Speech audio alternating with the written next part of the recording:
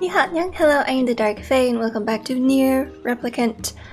So we've got another sealed verse from the from Facade, but we unfortunately didn't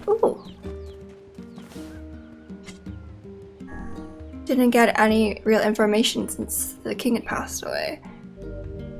Oh, times 10? Oh, that's so much wheat. Oh.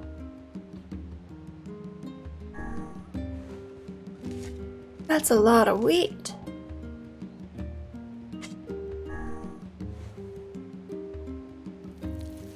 Well, now I can give you one of the ingredients to make her stew. But let's go back and see what she said. Let's open the door. I always forget. Wow, 700 gold. Defense drop. Hey, Yona. Yona? Oh, hey. How are you feeling? Better, now that I'm taking the medicine you brought. Oh good, I thought it was like a one-time thing only, but... Good. By the way, are you gonna stay here today? Sure, I'll stay.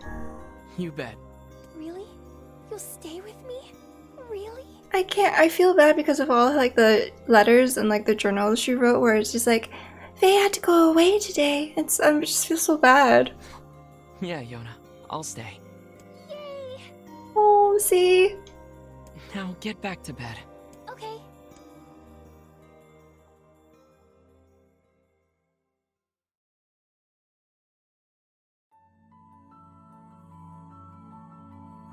I hear a voice. I squint and see a boy standing before me. His hair is silver, his skin is pale, and he stares up at me with hard, glassy eyes. Soon his lips begin to move, but no sound comes out. Strange. What is he saying? I can't hear him. I can't hear him. I can't hear him. I can't hear him. I can't. I try to leave, but something about the boy holds my gaze. I watch his face, expressionless, as his lips slowly flutter. What is he trying to say? Wait, it's a phrase. I can almost make it out. It starts with an S. Then there's an E. I can almost see it now. The letters begin to fall together, one after the other, faster and faster. Sealed verse. It's a sealed verse. The thing I'm looking for, the key to saving my sister. I stare at the boy with renewed ferocity, trying desperately to make out his next word. Dream. Dream? What? What the hell does that mean? The lips move again, faster now. I can't follow them. Damn it, I can't make it out. I want to scream. I want to tear the walls down around me. But instead I force myself to be calm. I can do this. I can do it for Yona. Slowly, ever so slowly, I parse out the letters that make up his final words. Forest of Myth. Oh, our next clue? That's a little bit convenient, but I'll take it. Next morning.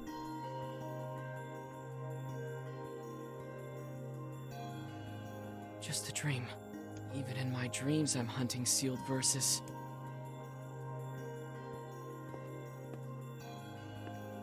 Hey Yona, how you feeling today? Morning. Oh, she's so cute. Morning, Yona. What's wrong? Are you feeling sick too? No, I had a strange dream. What was it about? It's nothing. Don't worry about it. 'Cause I had a dream too. Oh? Oh yeah? Yeah. Me and this boy were playing a game together. What kind of game? It was called Guess the Words. I think he made it up because I never heard of it before. We have the same dream? How did it work? The boy would move his mouth, but no words would come out. Then I had to guess what he was trying to say. What? It was hard. I wanted to play hide and seek, but we had to play his dumb game instead. His dumb game. That's so cute. So what did he say? I don't know. All I could figure out was dream and Forest of Myth. Oh. But don't worry. I'm gonna study hard so that next time I can figure out everything. Oh. We should play a game together sometime too. We should. Sure, Yona. Huh? Hey, Yona, I got your ingredients. Yay! Okay, hold on. I'm gonna get started right now. Okay. Yona, wait. I heard not to boil it too long. Be careful not to boil it too long, okay? Come on, I'd never forget that. Oh, what a cutie. I recognize most of the ingredients, but the chunks of meat are so big I don't think they cooked through. Oh no. Eat up, okay? Sure, Yona. It looks, great. If I had done it the other way, would it have been like burnt? Come tomorrow, Yona's not gonna be the only one here who's sick. Oops. The quest Yona's cooking is complete. Am I really sick? Say, next time you go out, could you pick something Achievement unlocked, Village Handyman. Yes, of course. Sure, Yona. What do you need? A melon. A melon? A melon? You got it. Okay. Oh, Don't forget the melon. why do the words? Okay, the words just change.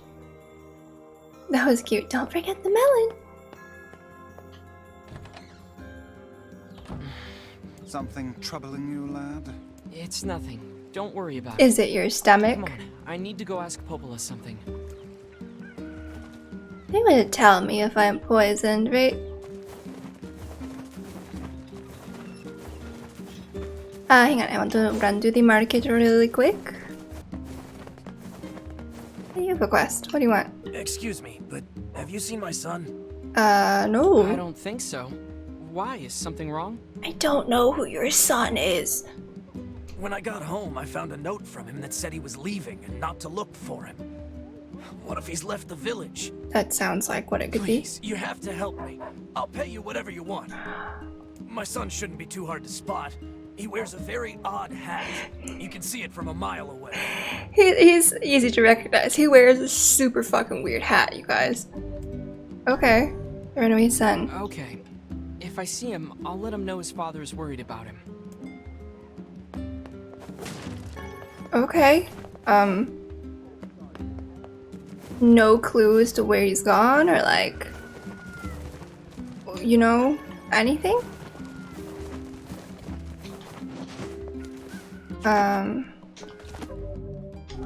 Hey chicken, what you doing?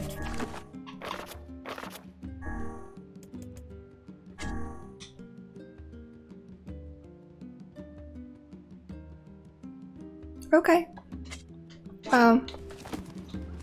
I guess let's talk to Popola first before we go trying to find anybody. You literally... We've got a great line of weapons to choose from. There are no weapons available. What a fucking liar. Yeah, we have to talk about... Also, we have like 2 quests in the seafront. Now 3 technically, if I can... Because that's where I can buy the melon, I think. Because I remember I remarked that they were super expensive, but maybe that was in Facade. I don't actually remember.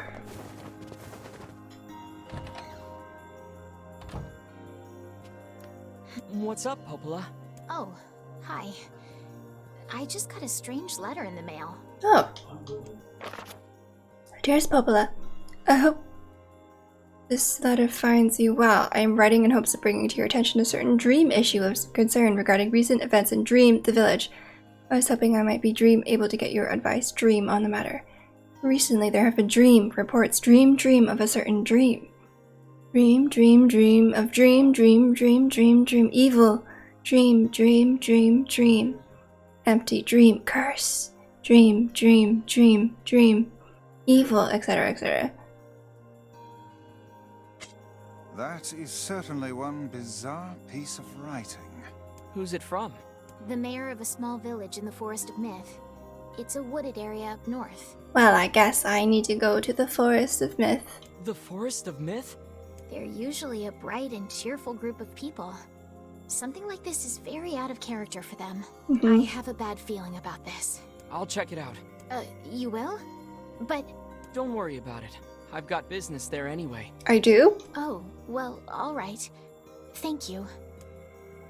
Okay. So we've got that. I kind of want to do a couple of these easier side quests first.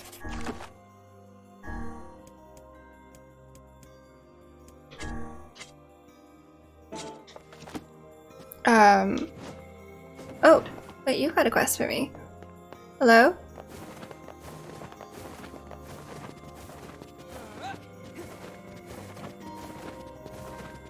Hi.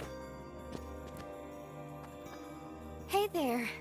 You mind giving me a hand with this? Sure. Book smarts. Sure, what's up?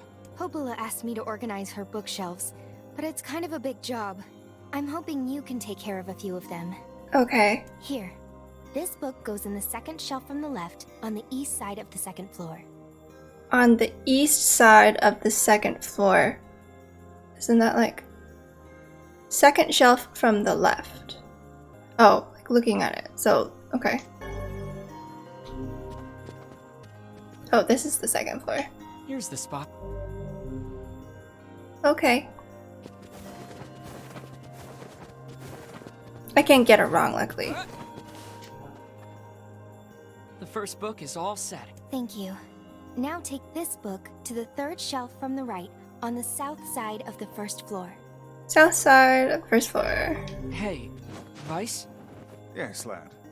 Aren't you all powerful? Can't you just, you know, use magic to zap this place into shape?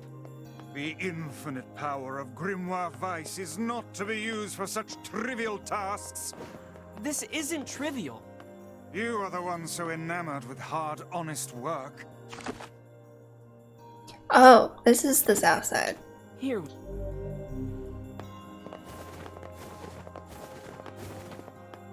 Can't you just use magic to do everything?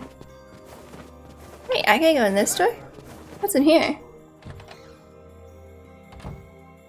What is the purpose of this place? Are these collectibles? Beats me. Maybe it's Popola's hobby corner.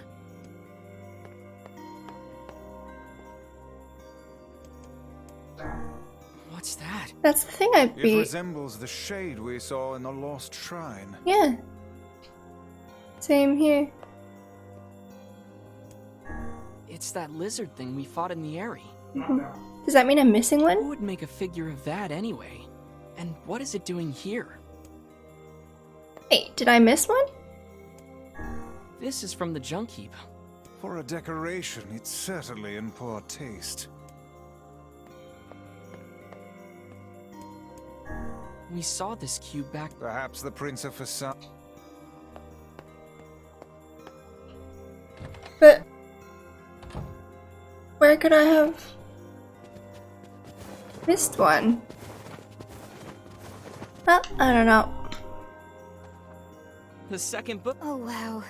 That's a huge load off my mind. It's always nice to meet someone else who appreciates the value of a good book, you know? It was 2 books that were not that far apart. Anyway, here's your reward. Okay, I'll take it.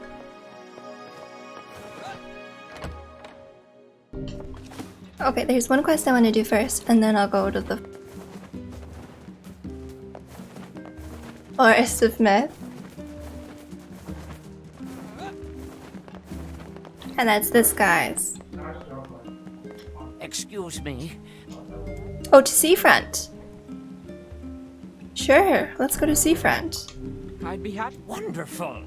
Just take it to the tavern, okay? Yeah, it's Oh, fragile. and make sure. So now I can't. Well, I guess we're gonna have to go to Seafront, so I'm gonna do all of the quests there. So I have to go to the tavern, get a drink for Popola, and then buy some fertilizer. Luckily, it's not that far, I think.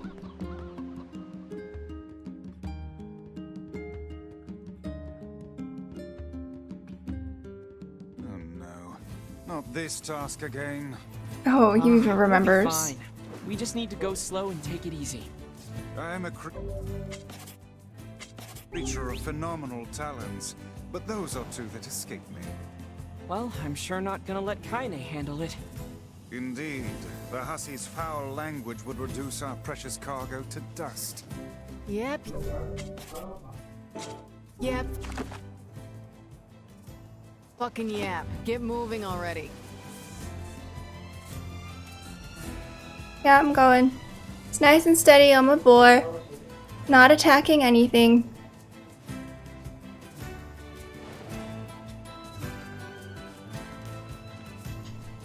You know, just very gentle. Not even running fast in case I inadvertently, you know, run into something like, you know, I do. Because I think there's really mostly only goats around, right?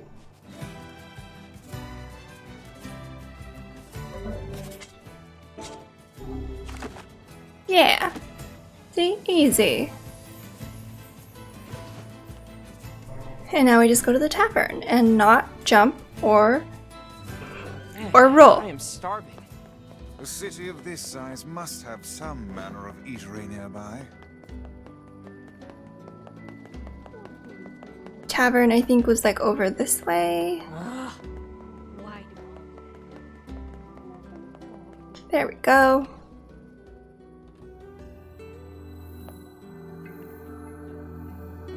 Hey there. Got a special delivery here with your name on That it. one was easy. Oh, thank you. This'll make my life a lot easier. Also Sam Riegel? We should tell the client we delivered the package. Okay. Easy. Wait. Excuse me. I do you need know the drink. Popola?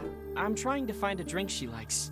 Sure, I know Popola, and I know the drink too. Ugh. Sadly, I don't have the ingredients on hand. It's a bit of a special brew. Could it be wheat? I got a lot of wheat. Oh, that's too bad. But if you wanted to fetch me those ingredients, I'd be happy to whip some up for you, on the house. Great. What do you need?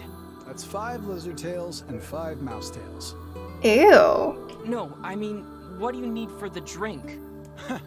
Yeah, I know it sounds crazy, but those are the ingredients. Okay. Well, if you say so. Do I have the 5 things?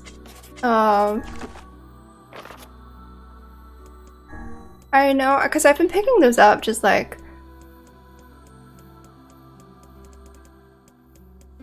Mouse tail. I need one more mouse tail. Okay, I know where I can get them. But that's back at the junk heap.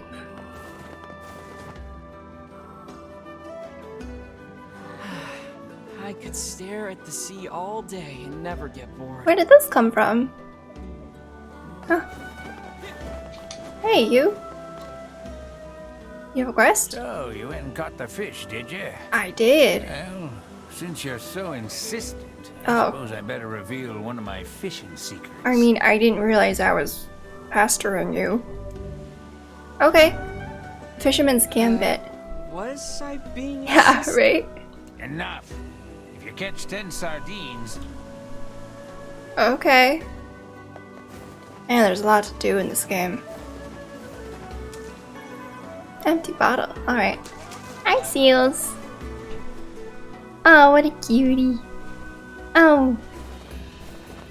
Okay, I need to go and purchase a melon, maybe? Bounty fertilizers. Okay. We got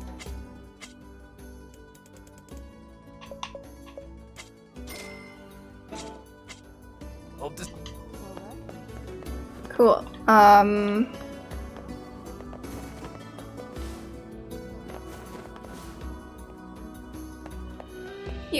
You have a melon, right?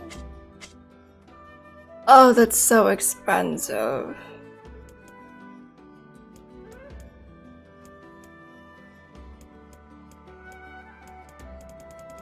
But okay, we'll buy a melon. Get out of sea, friend. I could go to the junk heap really quick.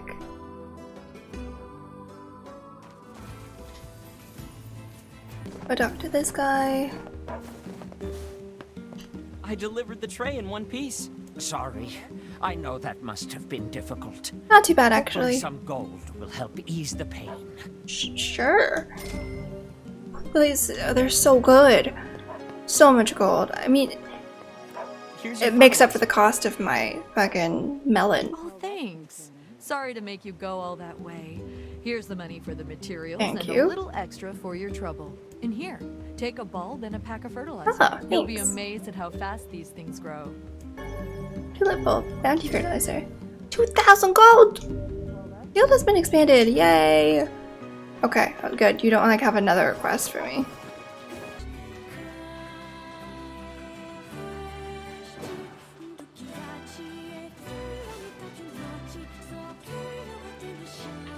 There you are.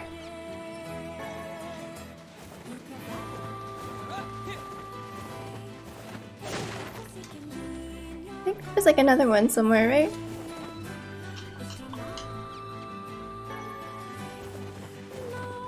We're here, we might as well. We have Kaine with us too, so it'll be faster, I hope. Farming sucks.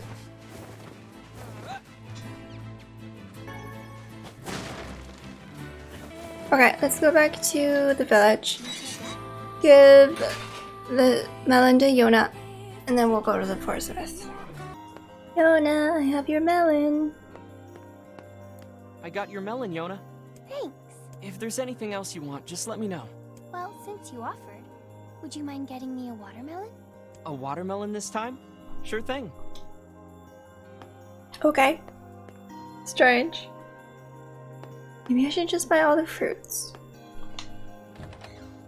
Well, we're not gonna do that now. Let's go... Oh, a letter.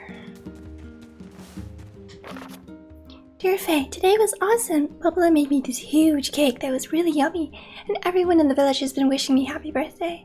It's fun. I feel like a princess or something. I don't feel sick at all today. In fact, I almost forgot I had this disease. So maybe you can forget about it too and come back home now? Yona. So sad. Oh, I'm sorry, Yona. I'm just trying to cure you. I don't think I needed anything else before going to the forest, so let's go. Let's ride my big boar. Cha.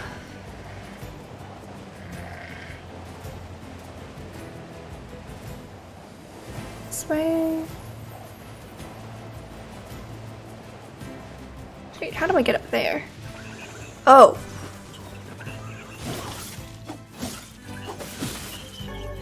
Con magic defense +2. Ooh. Okay.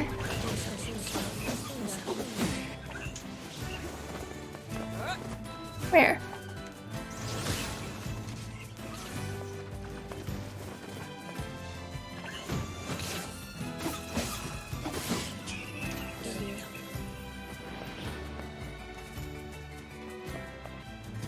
How do I get up there?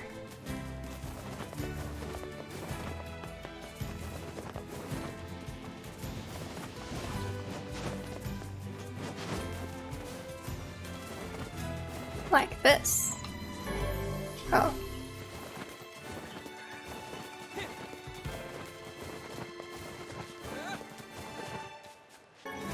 Silver ore. Alright, let's just go.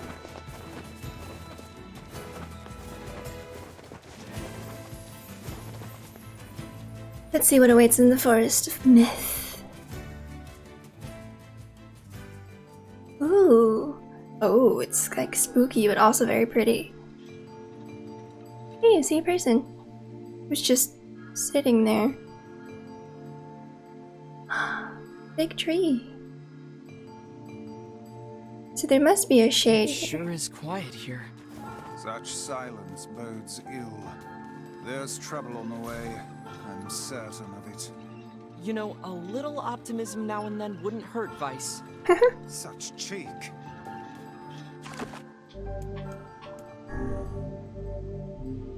Okay. Well, I mean... Strength capsule. Well, I see you got a quest. Hi! Beware. Oh. Beware the words. The words? What do you mean? Contagious words. Those who dream. Okay. Those who dream? Hold a moment. There is a strange new sensation in my mind. Vice's voice rose in a quizzical way. It is not quizzical. What's going on? Someone's narrating? We could hear it. The villager's body shuddered as he slowly opened his eyes. Perhaps we should start by asking this man. Who are you? We heard something happened to this village, so we came to see if we could help. The mayor stared at Faye and Vice. If you can speak to me. We're asleep now, too. His eyes open so our eyes are closed in the real world. I must have caught you in my dream. I think so. In your dream? The mayor explained. In the past weeks, a mysterious disease called the Deathdream has spread across the forest of myth. Those who caught it were cursed to fall asleep and live forever within the world of their own dreams. The village mayor had determined the Deathdream was spread from person to person by spoken words, but before he could learn more, the disease took him as well. Why is it getting bigger? Vice stared at the mayor, his mouth twitching slightly. Now see here. Are you saying that we have been absorbed into your dream? Well, yes. I think you have. In other words, we've caught the Deathdream? Before the mayor could confirm Faye's suspicion, Vice exploded with rage. Ridiculous. Preposterous. Completely unfathomable on every conceivable level. I don't even recall falling asleep. That's just how the Deathdream works. Though polite, the mayor was clearly trying to brush aside the bug's remarks. My remarks are not to be brushed aside, fool. How strange. The mayor twisted his mouth into an embarrassed grimace, then quickly changed the subject of who Faye had seen and what they had discussed since coming to the village. Something there must have caused you to enter my dream. A certain conversation, a specific word, something. It's all black now. Faye and Vice racked their brains but could find no easy solutions. There were simply too many words to consider, too much random chatter, too many meaningless conversations. Grimoire Vice does not engage in meaningless conversations. The mere suggestion the Vice chose his words carelessly seemed to sting his pride. It does not seem to sting my pride, you bloated gasbag of a narrator. It has demolished it utterly. Oh no! Irritated, Vice looked skyward as if searching for answers in the heavens. I was doing no such thing. Oh. Just leave me alone already. The anger created by his harsh words bled over to Faye like a contagion. Wait, said Faye suddenly. Did someone just say contagion? Even the voices are gone. Yes, I believe so. What of it? Well, that villager told us to watch out for contagious words, right? The mayor leaned forward with renewed interest, pushing a startled Vice aside in the process. He must have said something, right? Some specific combination of words? What was it? It was about dreaming, or something that dreams, or... Oh, what the hell was it? A sheep? Cried Vice suddenly, blurting out the first thing that popped into his head. The others stared at him for a moment before slowly shaking their heads. After a few more minutes of thought, Faye's face suddenly lit up. I remember, he said. Those who dream. That's what he said, I'm sure of it. At this, the mayor produced a thick sheaf of papers from his pocket. He flipped through them a few times before finally nodding his approval. That sounds right, he says, as a stray sheet of paper fluttered to the ground. My notes also mentioned something about that. I bet it was the last thing you heard before you fell asleep. The mayor shook his head, his worn pencil stub tracing lines across a lone piece of paper. For the last month I've done nothing but study this disease we call the Deathdream, he said. I mean, I'm the mayor, right? It's my job to protect people from whatever comes along. But I never expected a couple of outsiders to start entering people's dreams. The mayor paused, a grimace crossing his face. I should probably be taking notes or something. Vice immediately fired back. I applaud the force of will it takes to research a disease in your dreams, he says. But perhaps we should bend your efforts to escaping this place instead of trying to understand it. The mayor's hand tightened around his pencil, snapping off the tip. I've tried to escape. From the very first moment I realized I was locked inside my own dream, I've been looking for a way out. But I don't think it exists. I mean, this is my dream, right? If there was an exit, I'd know about it. You can't like lucid dream a door into existence? He paused for a moment, his unfocused eyes staring at nothing. My village was beautiful, he said to no one in particular, and it was filled with the most wonderful people you could ever hope to meet. But once this disease took hold, things changed. It's like someone took a sponge and soaked all the color out of our lives. I just want us to be whole again. I want us to be free. And I won't stop trying until it happens. Faye nodded in agreement. Huh? Wait a second, I didn't nod. Look, if we can be of any help, just ask. Now hold on, I did not just say that. Silence! Cried Vice. The grimoire looked from Faye to the mayor and back again, his face filling with confidence. Grimoire, Vice's face is always confident, thank you very much. Now see here, Mayor, you told us that nothing can exist in this dream without your knowing of it, but yet you seemed surprised to see us when we first arrived, yes? So it's the dream of maybe like another person, but everyone is now sucked into that same dream? The mayor slowly raised his head, realization dawning on his face. Oh my god, he said, you're right. I had no idea you were coming. The human imagination is a limitless engine, said Vice, and dreams are the fuel. If you can imagine an exit, then it must be so. With your permission, we shall search it out. Thank you, said the mayor. I don't know how I can repay you. Payment is not required. We are as eager as you to be done with this place. The mayor suddenly felt as if he could breathe again. He'd almost forgotten what it was like. Good luck, you two, he called at the departing forms of Faye and Vice. We're all counting on you. His face slowly faded into the misty forest. The mayor was struck by a sense of déjà vu. I saw this man once before, he thought. But where? His mood darkened as he trudged through the forest. Hours earlier, when the beauty of the place was still a new thing, he'd been confident they could get in, find the exit, and be home in time for dinner. But the deeper they went, the more the forest closed in around him. The mist made it difficult to see more than a foot in any direction, and moss-covered rocks seemed determined to twist his ankle. More than once he'd been forced to steady himself on the rough bark of a tree, and his hands now left small trails of blood on everything he touched. Additionally, Vice was proving to be a spectacularly poor traveling companion. Unhindered by either terrain or physical effort, he spent most of his time urging Faye to pick up the pace and grumbling about their slow progress. Finally, after Vice muttered something about legless turtles being more adept at navigating the environment, Faye snapped. Okay, Vice, cram it for a second, would you? You don't have to walk. He leaned against a tree and tried to stretch the knots from his back. How could this stupid forest be so big, he muttered to himself. The moment the words tumbled from his mouth, a cacophony of insects sprang to life. Every imaginable form of buzz, click, and hiss all roared out at a volume that rattled his teeth.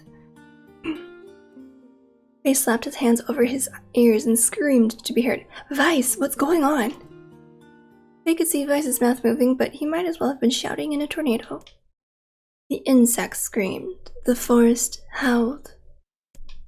And then, just as Faye's ears seemed ready to tear from his head and go running from cover, the sound diminished. Hesitantly, he removed the hand from his left ear and listened to the creatures of the woods. Zree, zree, zree, zree. Chee. Okay. I don't know what these could possibly be. As the insect symphony dinned another decibel, Faye began to detect patterns in the sound. This isn't random, he thought. It's not just white noise, it's something else. The insects weren't just calling out. They were asking a question. 1 with it is lacking. 2 with it is ideal. 3 with it is dangerous. What is it? Oh. 1 with it is lacking. 2 with it is ideal. 3 with it is dangerous. By my pages, is this a riddle? I guess so. I mean, it feels sort of forced, but maybe it's the key to getting out of this place. Then I leave it to you to answer. Oh no. 1 with it is lacking. 2 with it is ideal. 3 with it is dangerous. What is it? I don't think it's a letter riddle. I don't think it's a number riddle necessarily.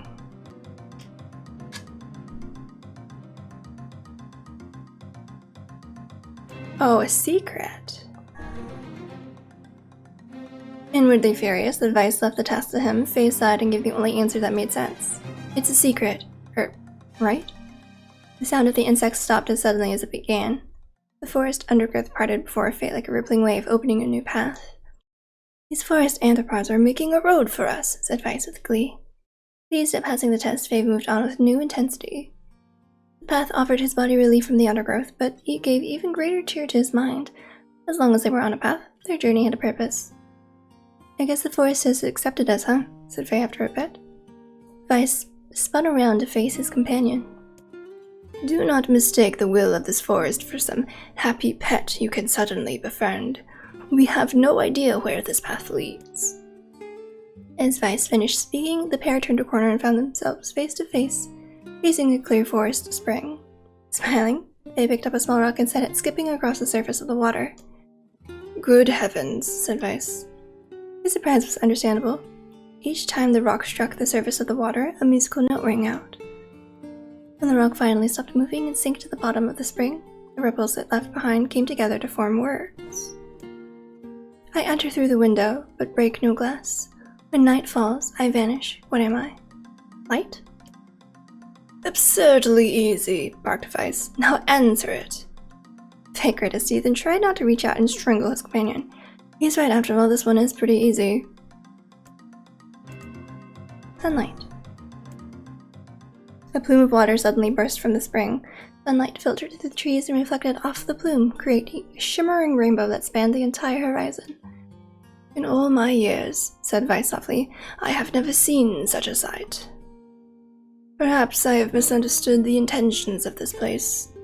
"Hey, look," cried Faye, awaking Vice from his daze. "There's a house or something over there." Glancing in the direction of his friend's extended hand, Vice saw a small cottage nestled among the trees. "That's weird, isn't it, Vice? I mean, who would build a house all the way out here?" Faye walked over and pounded on the door. After a minute of solid banging, the door cracked open and a small man peered out. His body was cloaked from neck to toe in a large black cape, while his face was obscured by mist. Began Faye, but before he could get any further, the cloaked man held a hand up and began speaking.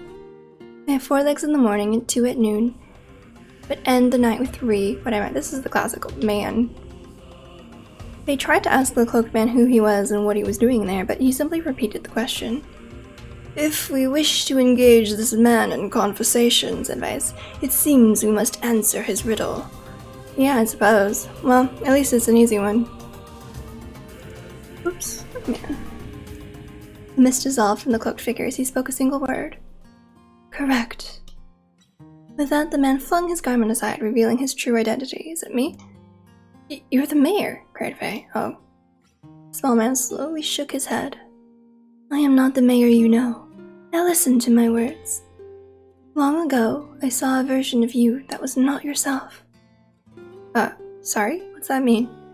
"It will make sense in time." "Oh, the me that we were 1,412 years ago?" "It will make sense in time. At present, I simply congratulate you on cracking the seal of the Deathdream. Now, you must go to the person at the forest entrance." With that, the man turned on his heel and slammed the door behind him. As Faye watched, mist seeped up from the ground and enveloped the cottage, erasing it from existence. When Faye and Vice returned to the forest entrance, they found the mayor leaning against a tree. As soon as he caught sight of the duo, he sprang to his feet and scrambled over to them. "Good gravy!" he cried. "You made it! You actually made it back!" His left hand grasped Faye's and pumped it so fiercely it threatened to dislodge from the socket, while his right seized Vice by the cover and swung him through the air. "Gah! By the heavens, stop shaking me, fool! We have not even told you if we were successful or not." The mayor smiled broadly and shook his head. "I'm just happy you're alive. I didn't think I'd ever see you again." Faye withdrew himself from the mayor's eager handshake with a slight smile.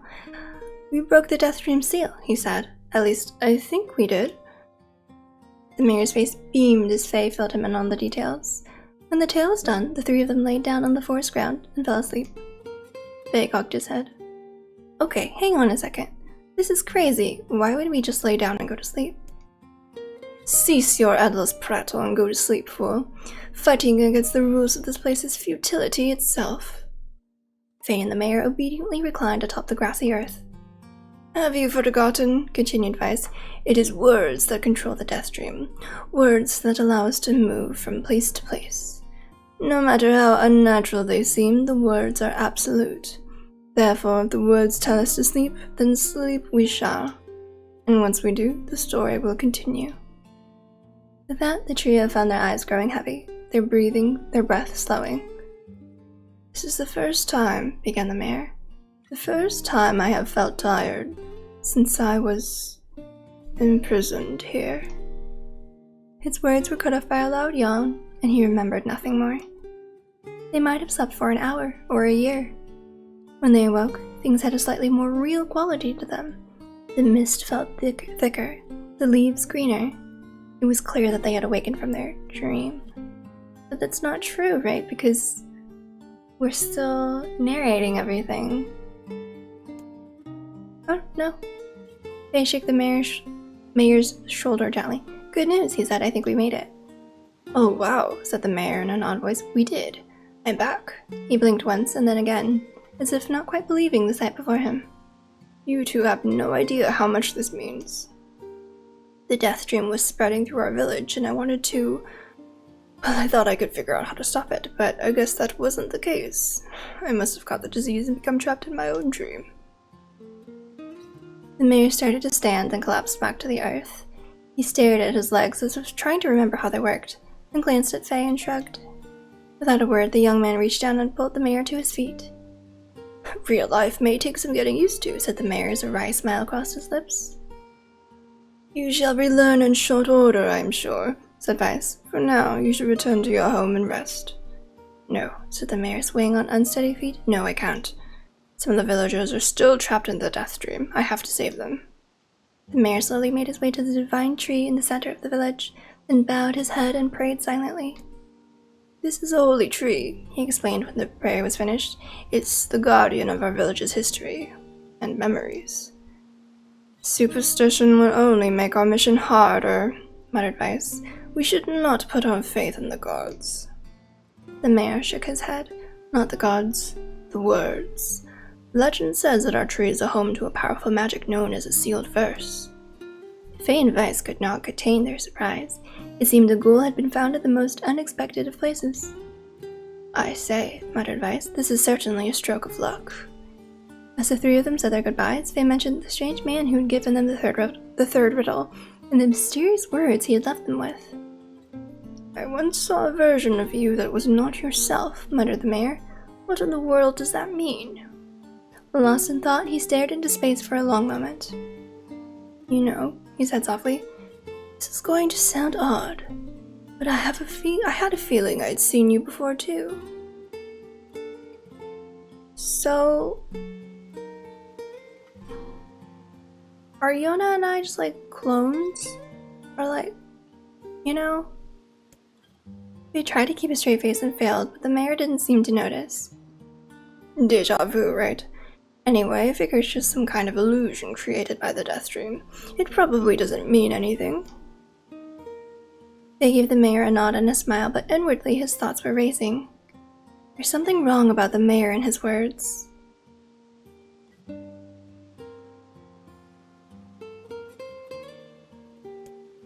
And what exactly is going on here? That riddle would prove to be the most difficult one of all. Oh, thank you so much. Now I can finally return to a normal life.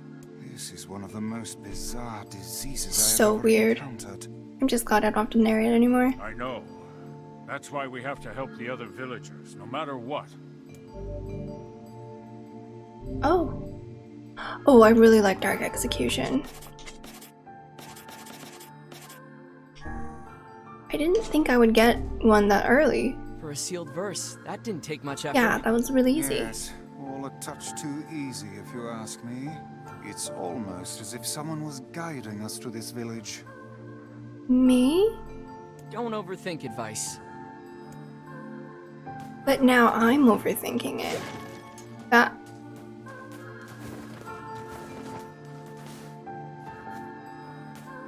Am I stuck in some sort of a loop?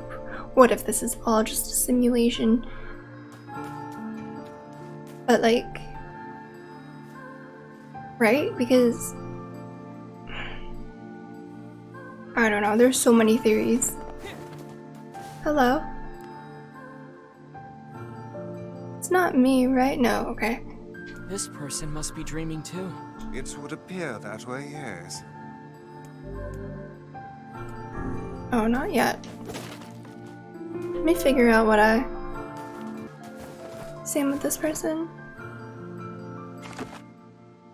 Well, okay, let's do it. This person must be... It would appear... Can't say I'm very excited to go back there. That dream world sorta creeps me out. Perhaps you should spend less time complaining and more time getting on with the mission. Well. Yeah. Oh, I gotta read more. I breathe air scented with death and resist the urge to laugh, for I know it will sound like the words of a madman. How long have I been in this fresh hell? My box, my prison, is tucked beneath a stairway in the long, unused catacombs of some infinite castle. Outside, I hear the sounds of a funeral dirge that plays without end. Light has no place here. Wind is a forgotten friend. I pray for death to come, but he forsakes me. Time passes. An eternity slips by in a single tick of the clock. Someone knocks on my prison. Anyone there? I hear an unfamiliar voice say. My savior! I claw at the door of my jail, embedding thick splinters under my ragged nails. I scream for help. I laugh. I sob. Sir, surely this is a product of my adult mind. Surely it cannot be true. Help me, I cry. For the love of all the gods, help me. And possibly, I hear the sound of a lock being torn out and falling to the floor. As the door slowly creaks open, I have just enough time to see a silver-haired boy in a floating book before the light pours inside.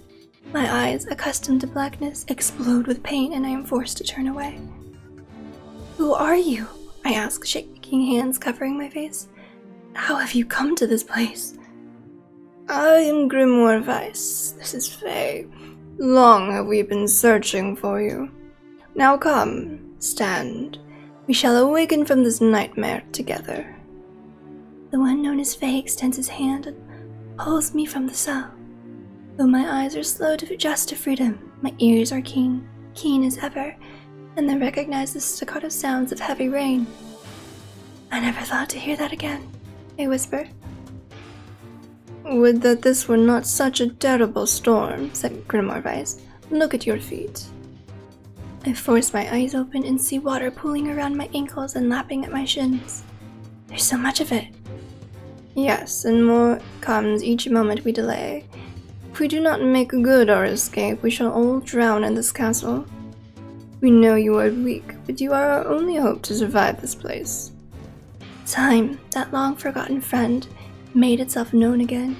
I nodded my head and swore to save my rescuers no matter the cost.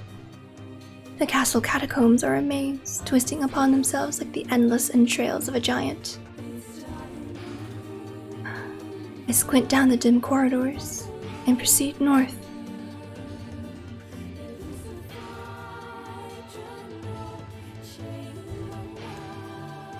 Oh, I didn't realize I was choosing something. At the end of the corridor, I find a row of 20 gorgeous canopied beds resting atop a carpet of velvet. All are covered in a thick layer of dust and cobwebs.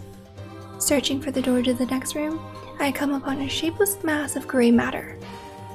It has been shoved against the side of the wall, and, despite my fever, I think I see the outlines of a door just beyond.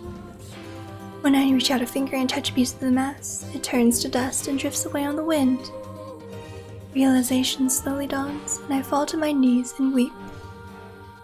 Corpses. I face a mountain of charred and crumbling corpses.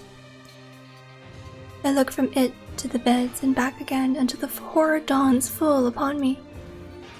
Someone has piled these bodies into a tower and set them ablaze. Whether they were alive or dead, I do not know. Insanity will not permit me to consider the proposition further. I make a sound, whether scream or laughter, I cannot be certain. Then my mind grants me merciful blackness, and I find myself opening the door and leaving that most terrible of rooms. I squint— oh no, I have to go east, right, because south is where I came from. I squint down the dim corridors and proceed east. Proceed north. Oh no, East again? At the end of the path, I find myself in a great hall with only the sounds of rain for comfort.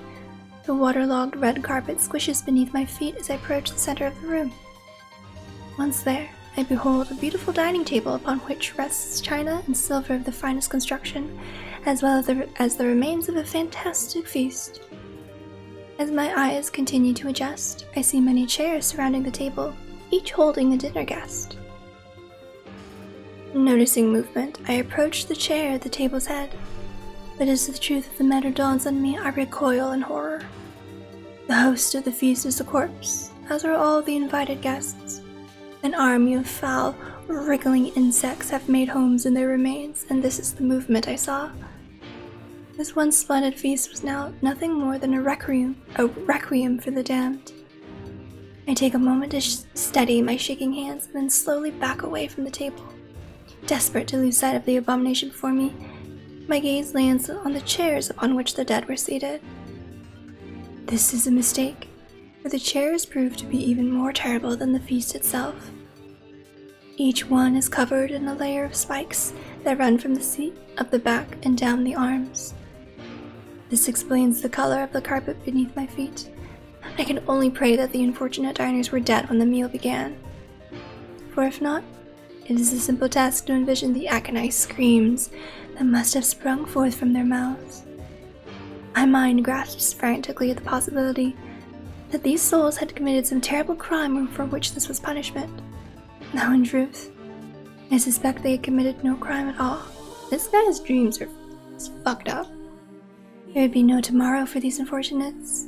This was their last supper. I squint down the dim corridors. Oh no, I went east and proceed north? Yes, against all hope we make it to the front door. Break it down, someone cries, so I give myself to the effort. In tandem with Faye and Grimoire advice, I slam my body against the thick, sturdy door. On the third try, it gives way, and we find ourselves sprawled on the ground outside the castle. The storm is in retreat. The clouds above are still dark and foreboding, but to the west I can see a thin shimmer of sunlight trying to break through. How can I thank you? I cry as tears join the rain on my cheeks. I would surely have died in there. Looking down, I suddenly notice that my dress is in tatters, and sheepishly try to cover my exposed skin. Your dress? Asks Vice. Then you are a woman, madam. I am. I prefer the to a smile. I suppose that comes as something of a surprise, seeing as how I exist only in the form of words. I could see that the one known as Faye is disappointed that the torn dress will be given no further description, but he hides it well. With a nod and a shrug, the three of us set forth to our awakening.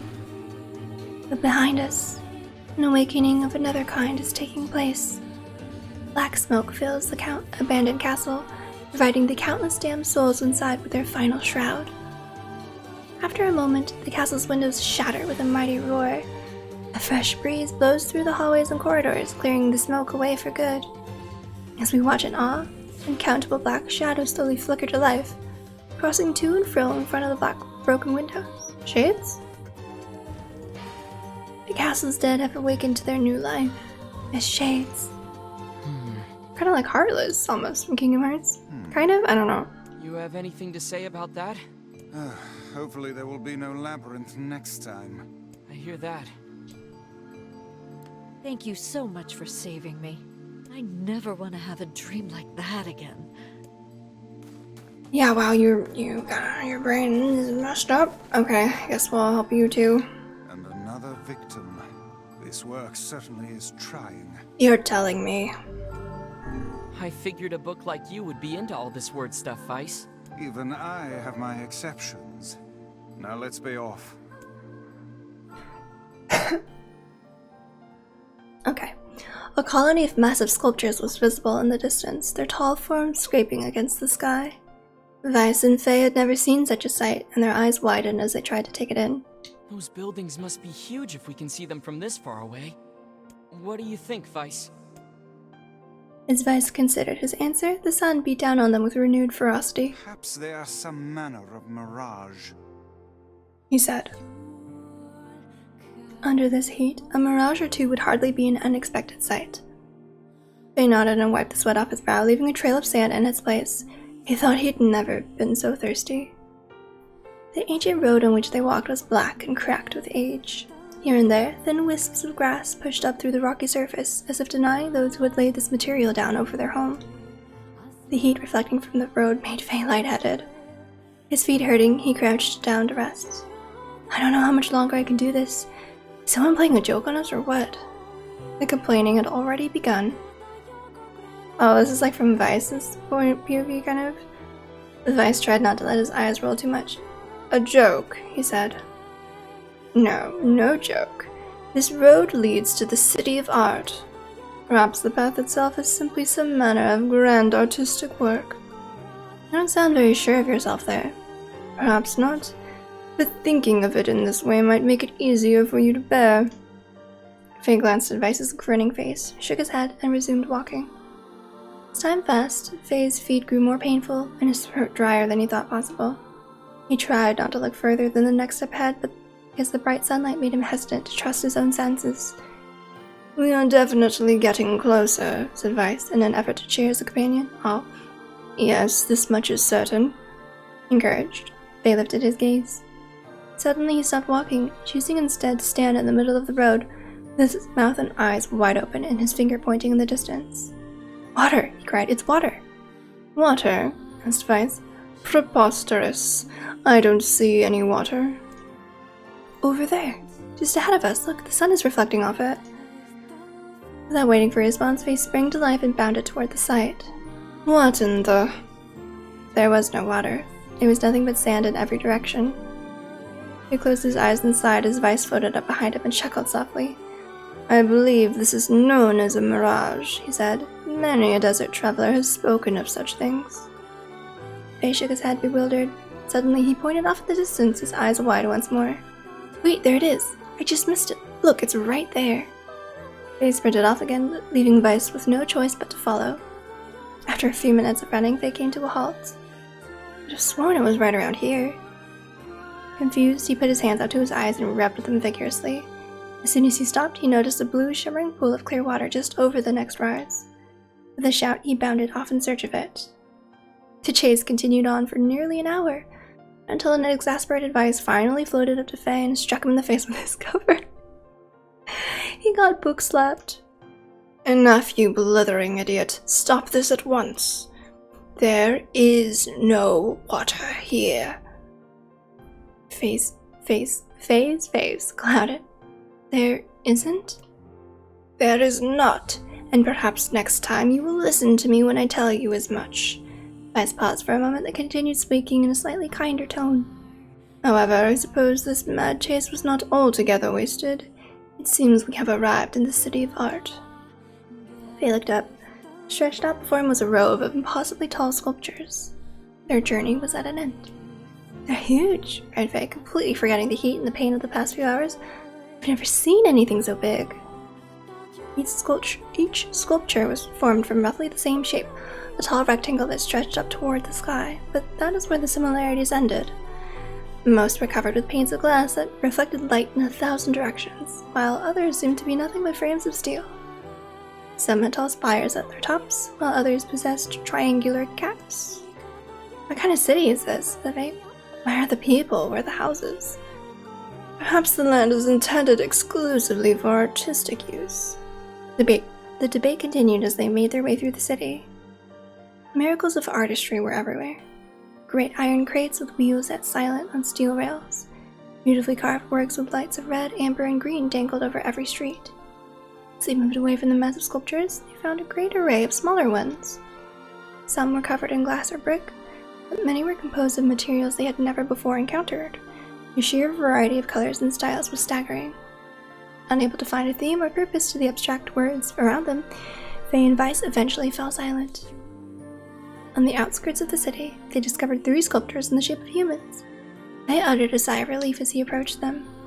Finally, I was getting tired of modern art. The 3 statues were indistinguishable except for one single word chiseled into their right arms. One read Alpha, one read Beta, and the final one read Gamma. As Faye moved to touch the nearest statue, a bird flew from the top of one of the sculptures. The music stopped. Alighting on the statue's shoulder, and emitted a brief, beautiful song that took the form of words. Only one form is real, the others are false. The real form will always speak the truth. The false ones will only speak lies. With that, the bird departed. As if on cue, the 3 statues shuddered to life, acquiring color and form as they began to breathe. Hey, look at that, said Faye. They're alive. The triplets bowed low before Faye. Please, said Alpha. You have to get me out of this nightmare. I am real. Stop lying, said Beta. He turned to Faye and threw his hands in the air. Alpha's a fake, you know. I'm the real one. What a load of crap, said Gamma. Beta is a fake. Everyone knows I'm the only real one around here. Their respective pleas given, the 3 statues returned to their frozen state as silence once again enveloped the city. When you consider all of the statements, only one of them could be the real thing, said Vice. Faye furrowed his eyebrows and considered his answer. Oh, but I didn't see... I wanted to... Fuck. That one says Beta is fake. So Alpha says that he's real, and then Beta says that Alpha's lying and he's real. And then Gamma says that Beta is lying and that he's real.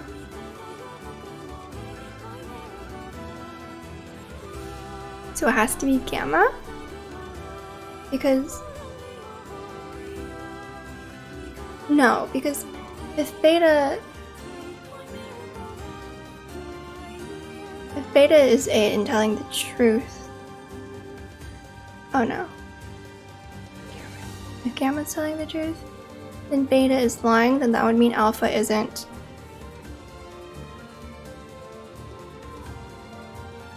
Alpha is real.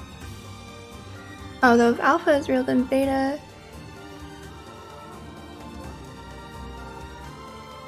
I think the real one is Alpha? Uh-oh, the eyes of the statue shone with an eerie light.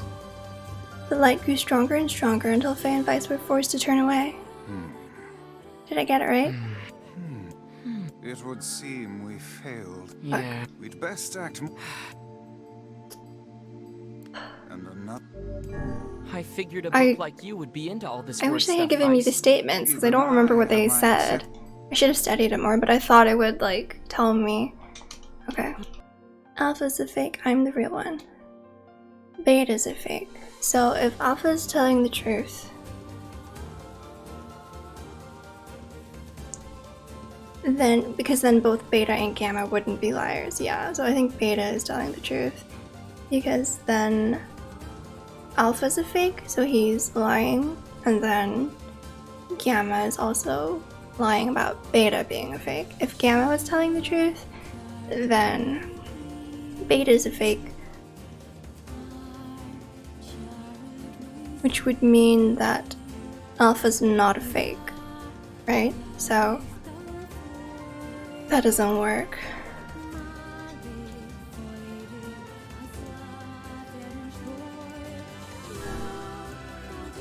The real one is Beta. The Fae's voice betrayed a notable lack of confidence. He was relieved to see Vice nodding, and I had it right the first time, and then I was like, no, because I think...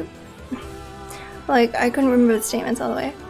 If Alpha were telling the truth, began Vice in the dry tones of a lecturer, Beta and Gamma would be fakes, but in that case, Gamma's claim that Beta is a fake would be the truth, even though Gamma is a liar. Therefore, that theory crumbles. Now let us presume I just explained this, that Gamma spoke the truth. That makes Alpha and Beta liars. In this situation, however, Beta is calling Alpha a liar, which would leave us with 2 statues telling the truth. Finally, let us assume that Beta is telling the truth. If so, Alpha and Gamma's lies would make sense. Therefore, Beta must be real. Yeah. As Vice finished his explanation, Alpha and Gamma crumpled soundlessly into dust, while Beta sprang to life once more. Congratulations, villager, said Vice in a cheerful voice. The time to awaken has arrived. Thank you for saving me, cried the villager. He dropped to his knees and bowed his head as low as it could go, before an uncomfortable Fae pulled him to his feet. Why did you have a dream like this? Asked Vice. Have you been to this city before? The villager slowly looked around at the bizarre objects and sculptures that dotted the landscape, and then shook his head. I don't think so. I mean, it's impossible, right? There's no way I could have ever been to a place like this, but At the same time, I feel like I've seen it before. Oh my god, is it like a glitch in the Matrix? They're all getting deja vu. Deja vu, muttered Faye, just like the mayor. The vague sense of unease that struck Faye during the mayor's dream spread once more through his mind. That was rough. I am positive I have seen that place before. Okay, that's enough. Don't need you getting all weird on me too. Maybe they're reincarnated and have to go through this cycle again of like dealing with the Black Scrawl and Grimoire Vice being awakened, but it's happening in different parts of the world and in different times. Okay, there. Now all the villagers can wake up, right? Yes, if the mayor's assumption was correct. I think I have had enough wordplay to last a lifetime. Thank you very much. I don't want to narrate anymore, please. You're telling me. Anyway, let's go see the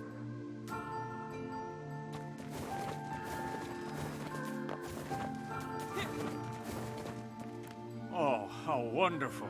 Thank you so much. Here, I have something for you. Ooh. Wow, this looks valuable. I can really have it? Of course. It's apparently a weapon of some renown, but we have little use for it. Oh, I got a blade called Rebirth. I haven't even looked at. We appreciate it. Thank you again for everything. No problem. Hey. What am I doing? Oh wait, 170? No. This was at 172. 147, very light. Rebirth. 10% very light. Okay. So that's it? Turn to Popa. Okay. There's nothing else to see? Doesn't seem like it. Also, where's... Oh, I guess Kaine didn't enter the village, huh?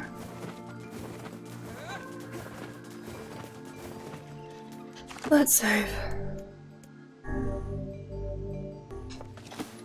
Okay, and I'm gonna leave this episode here because I've been recording for ages and my voice is now shot from like narrating all of that. So we now have another sealed verse, and these are most of the ones that we had during the like prologue, right? Although I don't remember Phantasm or the Wall. But anyways, yeah, I'm not sure exactly where we have to go next. I feel like there's going to be more in the Junk Heap to do, and then maybe something in Seafront. But I guess we'll find out next time. So thank you so much for watching. I hope you enjoyed. Don't forget to like, comment, and subscribe for notifications when I put out new videos. I love you all, and I'll see you in the next one. Bye!